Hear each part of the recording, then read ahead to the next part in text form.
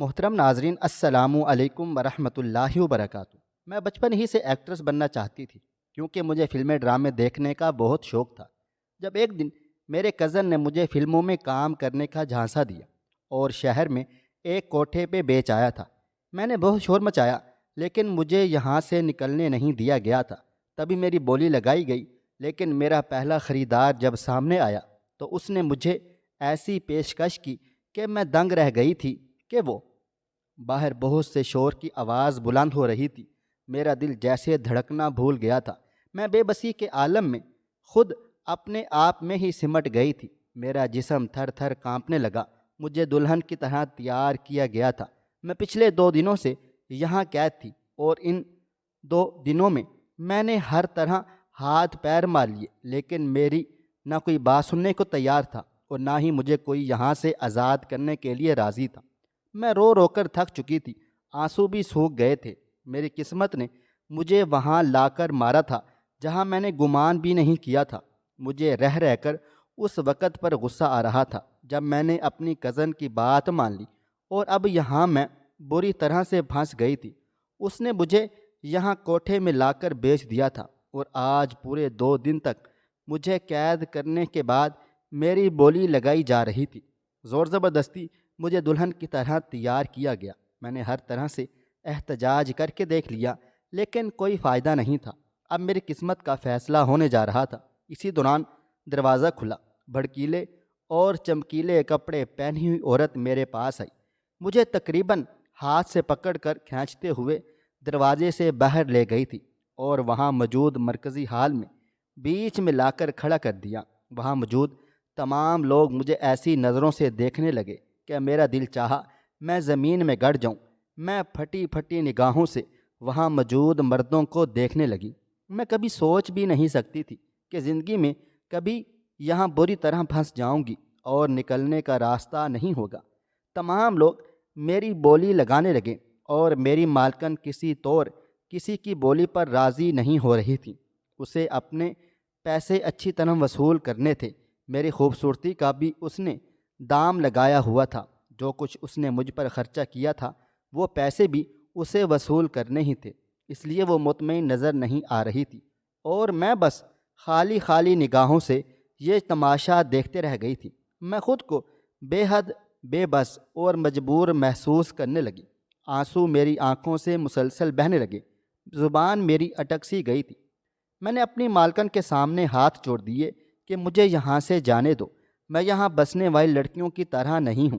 میں کبھی یہاں کے طور طریقے نہیں اپنا سکتی ہوں۔ میں یہاں کی باسی نہیں ہوں۔ مجھے چھوڑ دیا جائے۔ لیکن وہ میری طرف سے کان بہرے کر کے صرف ان مردوں پر نظر مرکوز کیے ہوئے تھی جو مجھ پر بولیاں لگا رہے تھے۔ وہاں موجود ہر مرد کی یہ کوشش تھی کہ کسی طرح مجھے اونے پونے داموں خرید ہی ڈالیں، اور میں زندگی میں پہلی بار خود کی قیمت لگتے ہوئے نم آنکھوں سے دیکھتی رہ گئی تھی۔ کاش یہ منظر دیکھنے سے پہلے ہی میں اس دنیا سے گزر چکی ہوتی، لیکن یہ سب کچھ حقیقت تھی اور میرے سامنے سب کچھ وقوع پذیر ہو رہا تھا۔ میں بے بس سی کھڑی رہ گئی تھی۔ اسی دوران تمام آوازیں خاموش ہو گئیں اور ایک مرد جو درمیانی عمر کا تھا پورے ہجوم کو چیرتا ہوا میرے بالکل سامنے آ کر کھڑا ہو گیا تھا۔ مجھے گہری نگاہوں سے دیکھنے لگا۔ اس نے سفید شلوار قمیض پہنا ہوا تھا اور اسے دیکھ کر لگتا نہیں تھا کہ وہ کوٹھے کا روزمرہ کا گاہک ہے، بلکہ اس کی آنکھوں میں ایک عجیب و غریب سی ہی چمک تھی۔ اس نے بغور میری طرف دیکھا، میرے گرتے آنسوؤں کی طرف ایک نظر کی اور پھر میرے مالکن سے جو کچھ کہا اسے سن کر میں یک ٹک نگاہوں سے اسے دیکھتی ہی رہ گئی تھی۔ بھلا میری قسمت ایسے بھی بدل سکتی ہے؟ میں کبھی سوچ بھی نہیں سکتی تھی۔ جو کچھ اس نے کہا تھا اس کی پیشکش سننے کے بعد میں ایک دم سے دنگ رہ گئی تھی اور پھٹی پھٹی نگاہوں سے اسے دیکھتی رہ گئی۔ میں اندازہ نہیں کر پا رہی تھی کہ مجھے حیرانگی کی اس کے الفاظوں پر ہوئی تھی یا مجھے تعجب اپنی قسمت پر ہوا تھا۔ مالکن نے حیرانی بھری نگاہوں سے مجھے دیکھا اور پھر اس کے بعد جو ہوا میں یقین نہیں کر سکتی تھی کہ میری قسمت میں یہ بھی لکھا ہوا ہے۔ مالکن کے چہرے سے واضح طور پر میں نے اندازہ لگا لیا تھا کہ اسے مرد کی بات بالکل بھی پسند نہیں آئی ہے، لیکن اب مجھے پوری امید تھی کہ وہ مرد اپنی بات اس مالکن سے منوا لاڑے گا۔ یہاں تک کہ میں نے ان دونوں کی تکرار کے بیچوں بیچ اپنے ماضی میں کھو گئی تھی، اور ایک ایک منظر میری آنکھوں کے سامنے گھومنے لگا کہ کس طرح میں یہاں آئی تھی اور کس طرح میں یہاں پریشانی میں مبتلا ہو کر لوگوں کے درمیان مذاق بن کر رہ گئی تھی۔ میں نے غریب خاندان میں آنکھ کھولی تھی۔ اماں گھروں کے کام کاج کیا کرتی اور ابا جان کی کرائے کی دکان تھی جہاں راشن کا سامان ملتا تھا۔ علاقے کے تمام لوگ انہی سے سامان وغیرہ خریدتے، لیکن ابا جان سارے پیسے اپنی ماں کے ہاتھ میں رکھ دیتے اور میری ماں کو خرچ کرنے کے لیے ایک پھوٹی کوڑی بھی نہیں دیتے تھے۔ اکثر ان دونوں کے درمیان لڑائی ہی جاری رہتی۔ میں ان کی اکلوتی اولاد تھی، ہونا تو یہ چاہیے تھا کہ میں ایک بہترین ماحول میں پرورش پاؤں، لیکن ہوا اس کے برعکس تھا۔ میں اکلوتی ہونے کے باوجود ان تمام لاڈ پیار سے دور تھی جو کہ مجھے ملنا چاہیے تھا۔ اماں ابا کی آپس میں کبھی بھی نہ بنی تھی۔ میں پڑھنا لکھنا چاہتی تھی، لیکن میرے ماں باپ کو میری پڑھائی سے کوئی خاص غرض نہ تھی۔ انہیں بس آپس کی لڑائی سے مطلب تھا۔ اماں جان ہر وقت ابا جان کو کوسنے دیتی رہتی اور ابا جان ہر وقت اماں کے کردار کی دھجیاں اڑاتے رہتے۔ تنگ آ کر اماں نے گھروں کے کام کرنا شروع کر دیے۔ میں گھر میں اکیلی بیٹھی رہتی اور دادی کے ساتھ ٹی وی دیکھتی رہتی۔ اسی طرح میں بڑی ہوتی گئی اور میرے دل میں یہ خواہش پنپتی گئی کہ میں بھی ٹی وی میں دکھائے جانے والے تمام خوشحال لوگوں کی طرح اپنا نام کماؤں۔ یعنی مجھے بچپن ہی سے ایکٹریس بننے کا بہت زیادہ شوق تھا اور میں اس کے لیے ہر حد سے گزر جانے کے لیے بالکل تیار تھی۔ شام ہوتے ہی میں ٹی وی کے آگے بیٹھ جاتی اور رات گئے دیر تک اٹھتی تھی۔ میرے ماں باپ کو میرے بارے میں کوئی پرواہ نہ ہوتی تھی کہ ان کی اکلوتی بیٹی آخر کہاں ہے، کیا کر رہی ہے، کیا دیکھ رہی ہے اور اس کے دل و دماغ میں کیا چل رہا ہے۔ میری زندگی بس ٹی وی کے گرد ہی گھومتی رہتی۔ اس میں دکھائے جانے والے تمام ایکٹر ایکٹریس کی ایکٹنگ کو میں سچ سمجھتی اور پھر ان کی طرز زندگی سے بے حد متاثر ہوتی، سوچتی کہ میں بھی ان کی طرح بن سنور جاؤں، اور تو اسی طرح میرے پاس بھی لاکھوں روپے میرے ہاتھ میں ہوں گے اور جو چاہے خرید سکوں گی۔ دنیا کی ہر نعمت میرے قدموں میں ہوگی۔ جس چیز کی خواہش کروں گی وہ میرے سامنے حاضر ہو جائے گی۔ بس ایک بار میں ایکٹریس بن جاؤں تو پھر میرے لیے دنیا کی دولت کمانا کوئی مشکل بات نہیں رہے گی۔ یہ بات میرے دل و دماغ میں پوری طرح بیٹھ گئی تھی، اور بچپن سے جو بات دماغ میں بیٹھ جائے اسے نکالنا بہت مشکل کام ہوتا ہے۔ میرے ساتھ بھی یہی ہوا تھا۔ والدین کی توجہ تو مجھ پر نہیں تھی جو مجھے صحیح غلط کی پہچان کروا سکیں، اس لیے میرے دل و دماغ میں یہ سوچ پختہ ہوتی چلی گئی تھی، اور اب میں اس کا بارہا اظہار کرتی تھی۔ میں دن رات اپنے دوستوں کے سامنے یہی کہا کرتی تھی کہ دیکھنا، ایک دن میں ضرور بڑی ایکٹریس بن جاؤں گی اور پھر تم لوگوں کو ذرا بھی جواب نہیں دوں گی، اپنی زندگی گزاروں گی، اپنی مرضی سے جیوں گی اور کوئی مجھے روک ٹوک کرنے والا نہیں ہوگا۔ لاکھوں روپے میں کھیلوں گی، دنیا کی ہر چیز خرید سکوں گی، کسی چیز کے لیے ترسوں گی نہیں، اپنی ہر خواہش پوری کروں گی۔ میری سہیلیاں میری بات پر ہنستی، میرا خوب مذاق اڑاتی اور کہتی خوابوں کی دنیا سے باہر آ جاؤ، محلے کی گندی گلی میں رہنے والوں کو کوئی بھی ڈراموں میں کام کرنے کا موقع نہیں دیتا، کوئی انہیں ایکٹریس نہیں بناتا، تم اپنے ذہن سے یہ سوچ نکال دو ورنہ تم ایک دن ضرور پچھتاؤ گی۔ اور میں ان سے یہ کہہ کر دوستی ختم کر دیتی کہ تم سب میرے خوابوں سے جلتے ہو، دیکھنا جب میں ایکٹریس بن جاؤں گی تب تمہیں احساس ہوگا کہ میری لگن سچی تھی اور میرے خواب سچے تھے جنہیں میں نے حاصل کر لیا، پھر تب تم مجھ سے کہو گے کہ واقعہ تم نے جو چاہا پا لیا۔ اس لیے ابھی سے مجھ سے دوستی کر لو تاکہ اس وقت میں تم لوگوں کو یاد رکھ سکوں۔ میری اس بات پر ان لوگوں کو ذرا بھی فرق نہیں پڑتا اور وہ لوگ مجھے یہی کہتے رہے کہ تم خوابوں کی دنیا سے نکل آؤ، ہم جیسے لوگوں کی زندگی میں کبھی تبدیلی نہیں آتی، زندگی ویسی ہی رہتی ہے۔ میں ان کی بات کو چٹکی میں اڑا دیتی اور کہتی کہ دیکھنا، جس دن میرے خواب پورے ہو جائیں گے اسی دن میں تم لوگوں کو پوچھوں گی، ابھی تم لوگ میرا مذاق اڑاتے ہو، کل میرے آگے پیچھے پھرتے نظر آؤ گے۔ میں 18 سال میں قدم رکھ چکی تھی۔ اماں جان کو اب میری شادی کی فکر ستانے لگی تھی۔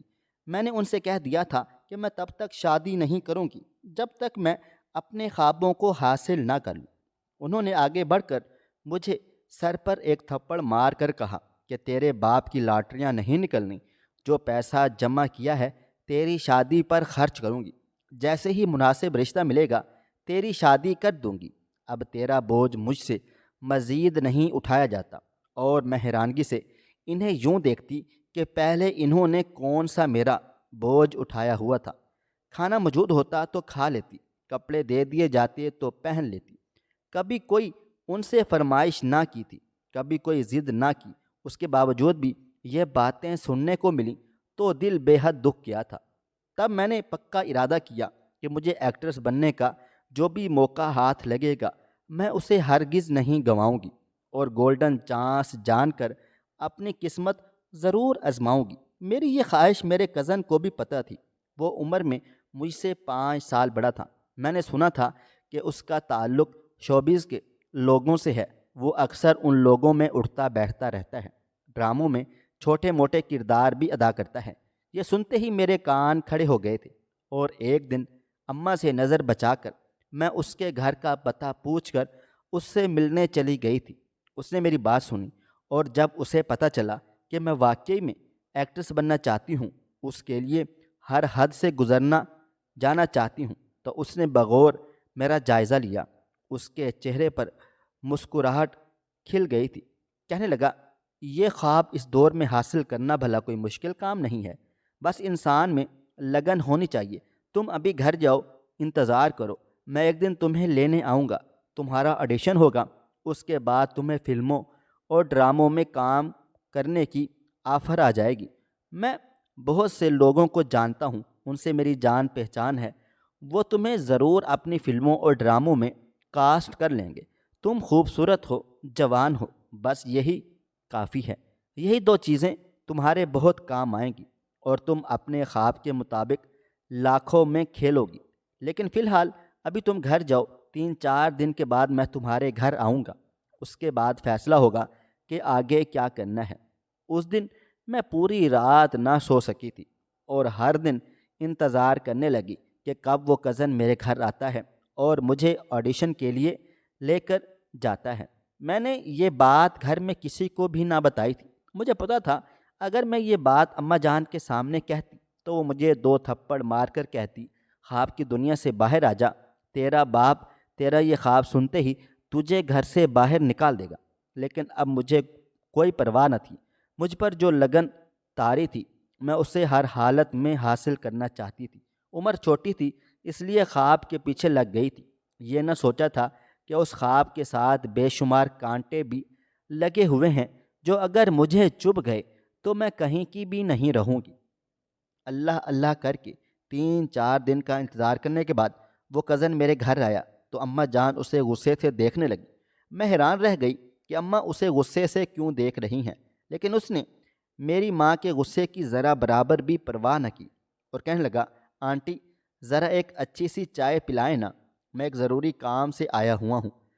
اماں جان جیسے ہی اس کی بات سن کر منظر عام سے ہٹی تو اس نے میرے کان میں سرگوشی کی کہ تمہارے لیے میں نے ایک جگہ پروڈیوسر سے بات چیت کر لی ہے، ڈائریکٹر کے گھر جانا پڑے گا، وہاں آڈیشن ہوگا، تم جلدی سے کوئی بہانہ سوچ لو تبھی ہم یہاں سے نکل سکیں گے، ورنہ تمہاری اماں ہم دونوں کو ایک ساتھ کہیں بھی نہیں جانے دیں گی۔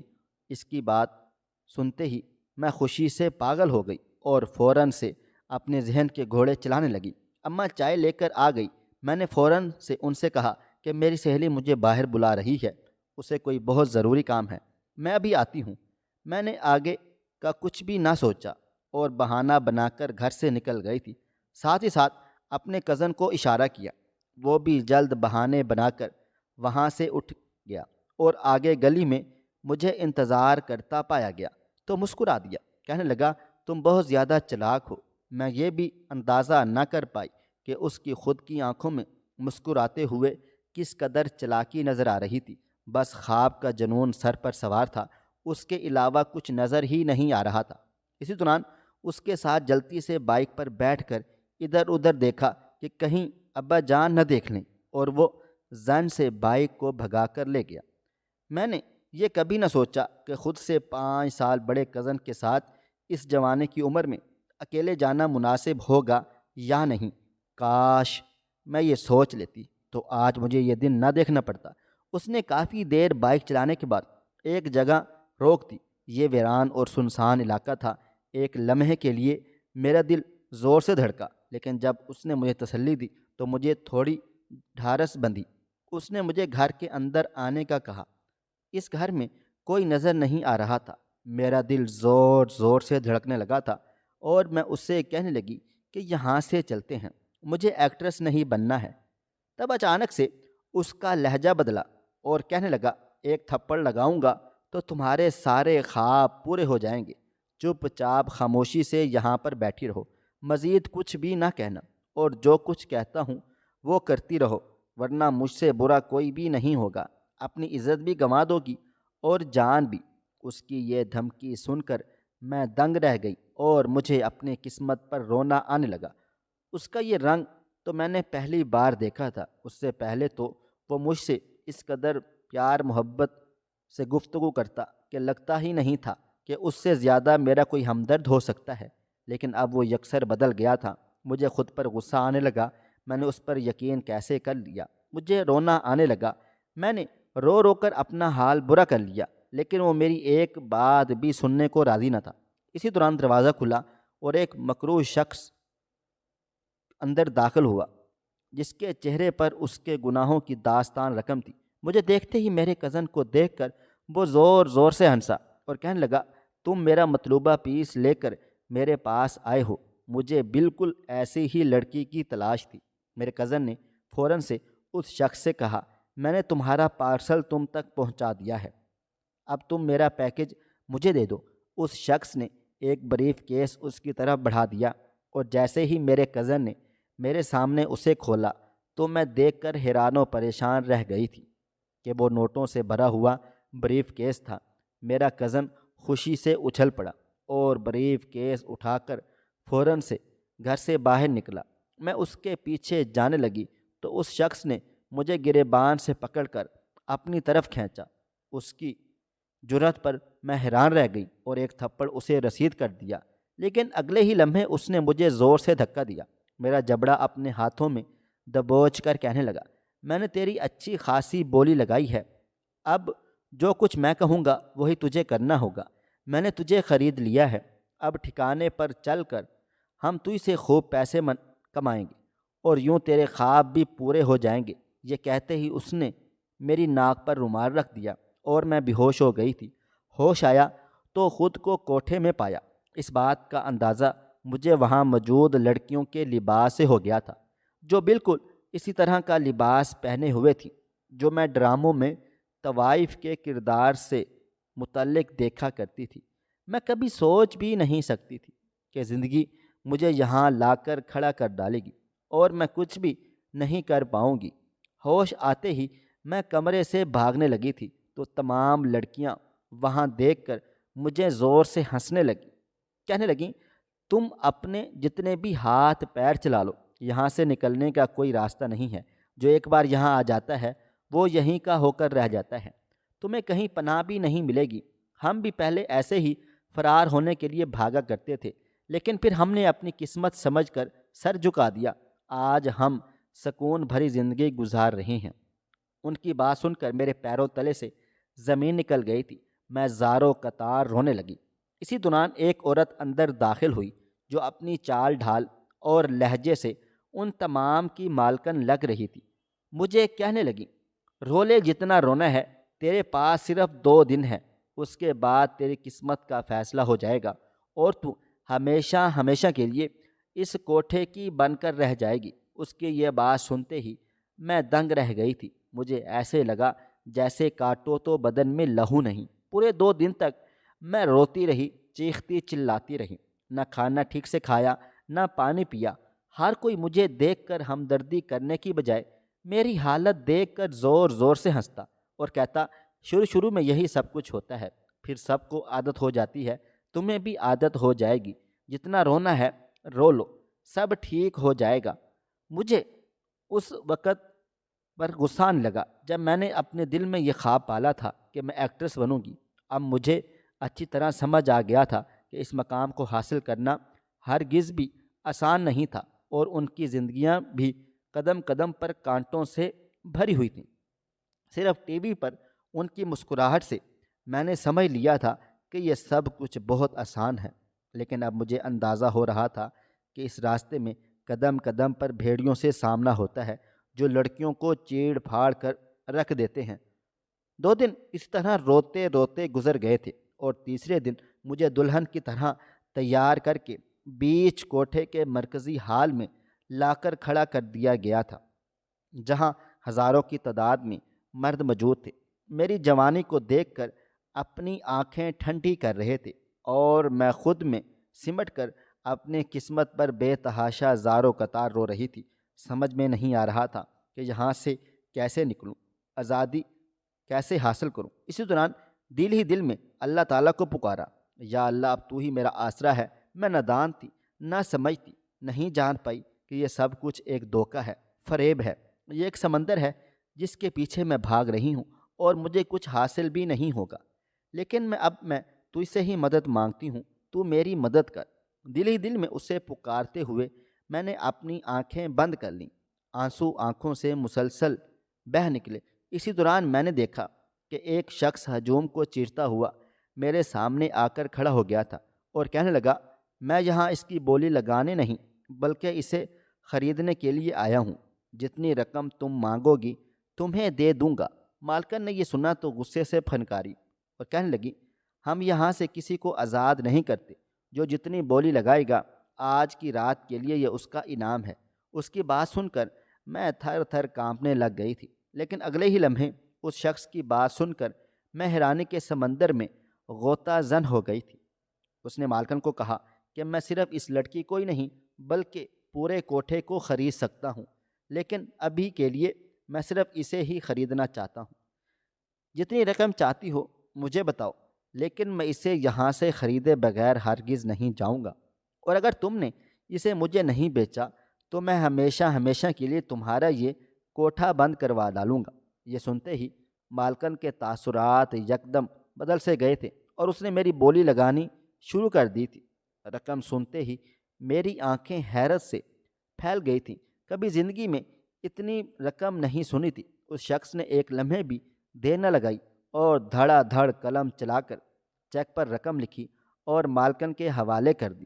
مالکن بھی حیران و پریشان رہ گئی تھی۔ اسے لگا تھا یہ شخص صرف باتیں کر رہا ہے، لیکن اس نے واقعے میں ہی یہ عمل کر دکھایا تھا۔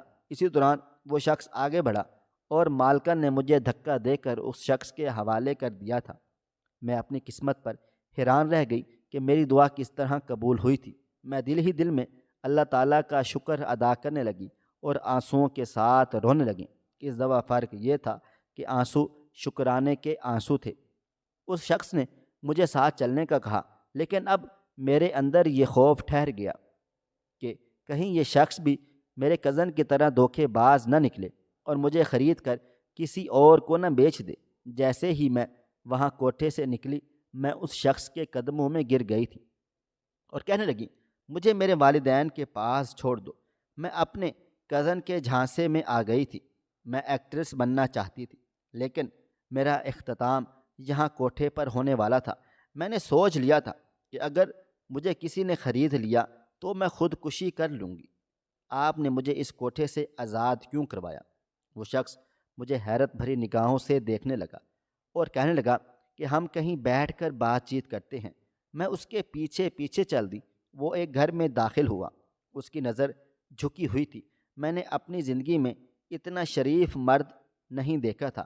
اس نے مجھے بیٹھنے کا اشارہ کیا اور کہنے لگا، میں یہاں کوٹھے کے پچھلی طرف ایک قبرستان بنا ہوا ہے وہاں پر آیا تھا۔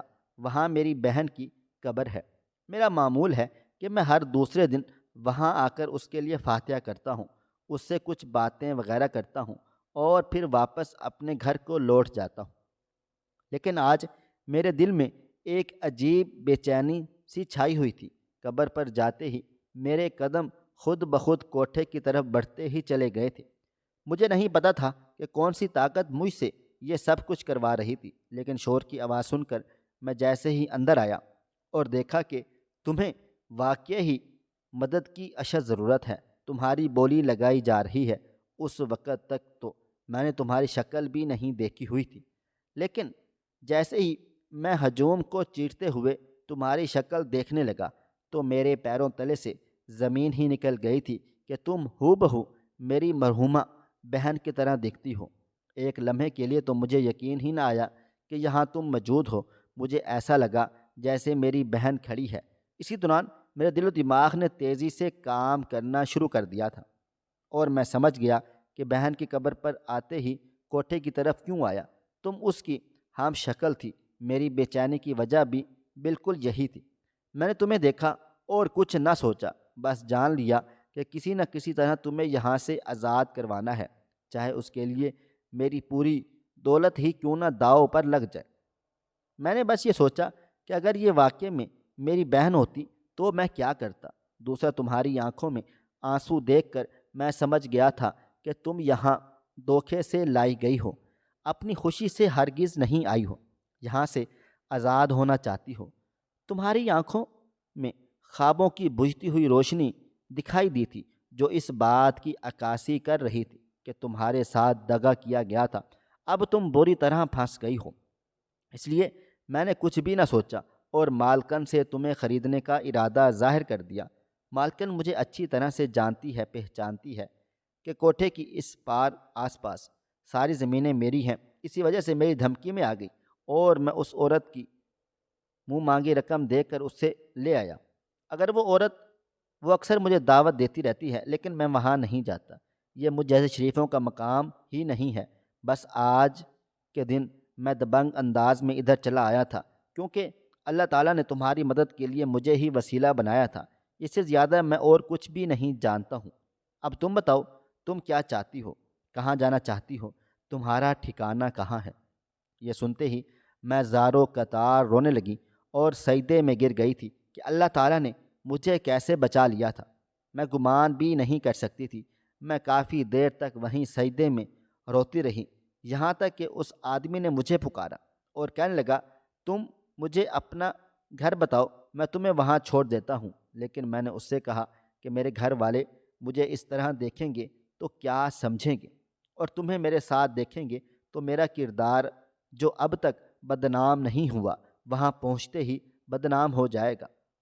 اب ہم دونوں سوچ میں پڑ گئے کہ ایسا کیا کیا جائے کہ میں واپس اپنے گھر صحیح سلامت چلی جاؤں اور میرے کردار پر انگلی بھی نہ اٹھے۔ تب اس شخص نے مجھے کہا کہ تم مجھے اپنے گھر کا پتہ بتاؤ، تمہاری والدہ کو اعتماد میں لینا ہوگا، تبھی کچھ ہو سکے گا، اور تم یہیں رہو۔ میں اس کی بات مان گئی۔ وہ شخص میرے پتے پر گیا، میری والدہ کو لے کر آیا اور میں انہیں دیکھتے ہی ان کے گلے لگ گئی تھی۔ وہ بھی مجھے بری طرح سے چومنے لگی، کہنے لگی، تو کدھر چلی گئی تھی؟ میں بہت زیادہ پریشان ہو گئی تھی۔ تب میں نے روتے ہوئے انہیں ساری کہانی سنا ڈالی۔ وہ خود کو بد دعائیں دینے لگی کہ میں نے تمہاری تربیت ٹھیک نہ کی اور تمہاری طرف کوئی خاص توجہ نہ دی تھی، لیکن اب مجھے تمہارے بچھڑنے سے اندازہ ہو گیا ہے کہ تم میرے لیے کتنا قیمتی ہو۔ انہوں نے میرا ماتھا چوما اور کہا کہ تمہارے لیے میں زمانے بھر کے سامنے کھڑی ہونے کے لیے تیار ہوں۔